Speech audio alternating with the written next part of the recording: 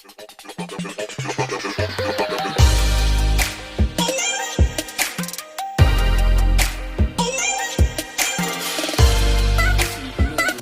today magde-demo tayo na paano mag-clone ng remote car key.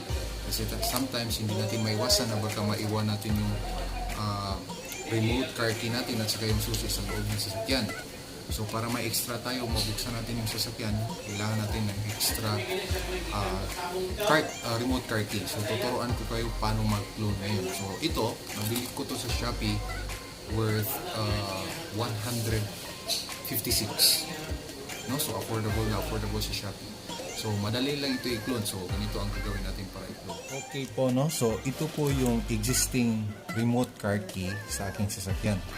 And then ito yung binili natin sa Shopee, itong dalawa. So ito ngayon i-clone natin. So magiging tatlo na yung remote car key ko, no? So before tayo bimili, mayroon tayong i-consider, no?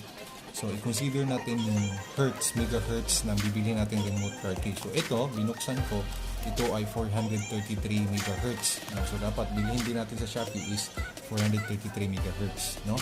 Tingnan natin yung specification bago natin. Okay, so para maka-clone tayo, ang first na gagawin natin is, ito, dito tayo ngayon sa binili kong remote car key sa Shopee, no?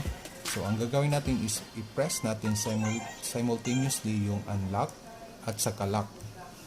Ayun, no? Hanggat mag-flash siya ng 3 beses. Ulitin ko, ito. Yan, nag-flash siya ng 3 beses. Tapos i-release natin tong lock and then i-press natin ng 3 beses hanggat mag-flash ulit. 1, 2, 3. Ayun, no? So nag-flash siya. So after that, i-press natin to ng 3 beses. Ilong press natin. Ito rin. Yan, and then ito rin. Okay, so after that, good to go na tayo. Ready na tayong i-clone. So ang gagawin natin is kukunin natin yung original remote car key natin, i-press natin itong lock niya at saka lock sa kabila, no? Unahin natin yung sa original remote car key, isunod natin dito hanggat mag-flash ulit siya.